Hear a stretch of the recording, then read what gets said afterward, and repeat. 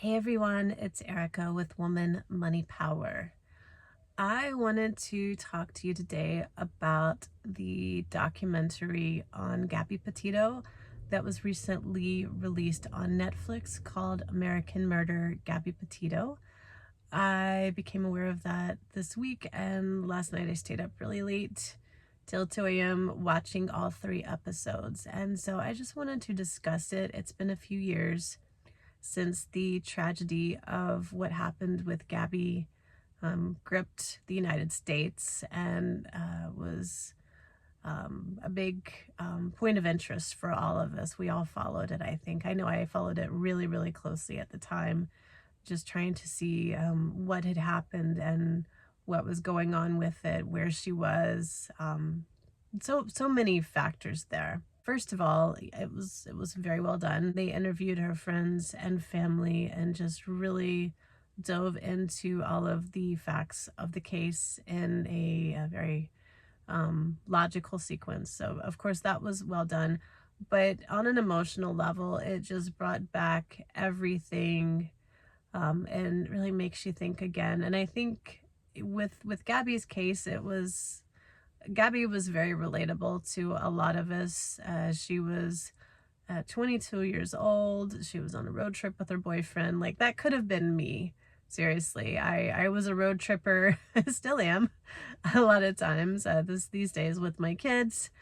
But back then, I would take road trips. And I think when you're that age, you are all into relationship, pie in the sky, dreams of everything working out happily ever after. And it's really hard to see when something is, or someone is dangerous or menacing, or be willing to just walk away when you see that it's scary and could get bad and isn't going to work out. And I think what my takeaway from the video is that Gabby knew that she needed to leave, and she was thinking about leaving, and it just didn't happen fast enough.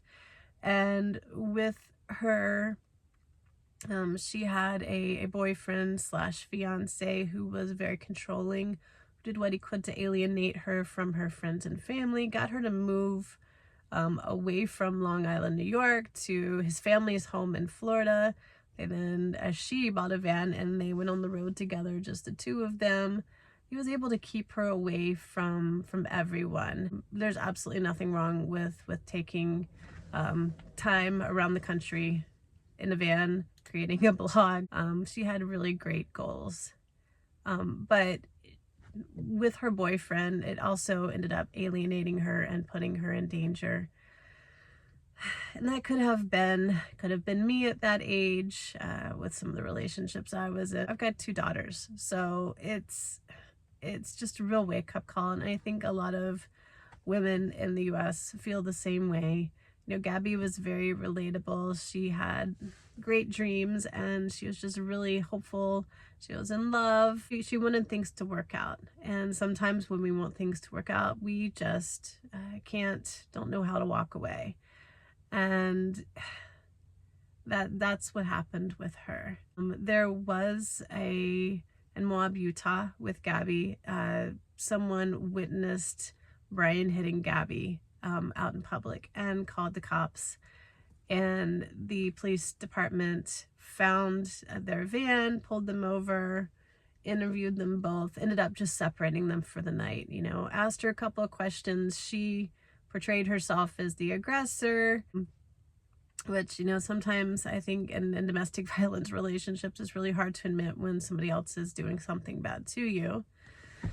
And he portrayed her the same way. They ended up giving her the keys to her van and putting up Brian in a domestic violence hotel for the night. And he is the one who ended up killing her, which is just insane. So as you may or may not recall, Gabby dropped off the face of the earth. She stopped contacting family and friends. They were not able to contact her. Brian went home, took her van. He went back home to Florida without her, and things just spiraled out of control. His parents helped him get an attorney when apparently all of this happened. And it's just a horrible, horrible story. But the thing is, this could happen to anyone, anywhere. It's certainly not exclusive to Gabby or to white women. There are women who are missing, who have not had any attention brought to their story. I think a lot of people felt it was unfair that so much publicity had been given to Gabby just because she was a white girl. And maybe that's the case, but maybe she's also just become a face of domestic violence that can represent everybody and what's really going on. But the thing is, there are so many other women who've been in similar situations who are missing, who did not have, lots of people looking for them, who have not been found, who just, everything flew under the radar. Gabby Petito did leave a legacy. I think she brought awareness to domestic violence. I'm sure that she is the reason a lot of people had a wake-up call and got out of their unhealthy relationship before it spiraled out of control like hers did. Additionally, her parents helped bring about legislation. It was called the Gabby Petito Act, also the 12 Questions Bill, I believe. There is legislation that was approved by the House and the Senate that make it so that police officers have to ask 12 questions to domestic violence victims to help them determine if they're in trouble or not. Her parents felt that had the Moab, Utah Police Department handled things better, if they dug deeper for more information, that perhaps Gabby would still be alive, and maybe she would. So, it's really, police departments need to take things more seriously. They need to dig deeper. Sometimes domestic violence cases are just not treated like they need to be. It is not just something between two people. It's something that literally could end up in someone dying, and oftentimes does.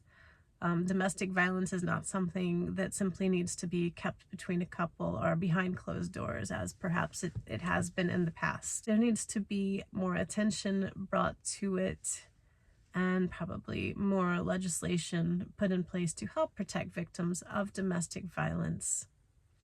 I suggest watching the Gabby Petito documentary on Netflix, just because it's a good stark reminder about what happened, and it does bring attention to domestic violence. It helps us better understand what it can look like with anyone, older, younger. It's non-discriminatory. If it could happen to her, it could happen to anybody. And hopefully what happened to her will help prevent this from happening to others, as I'm sure that it already has. So that's my take on the American Murder, Gabby Petito documentary that's on Netflix. This is Erica with Woman Money Power.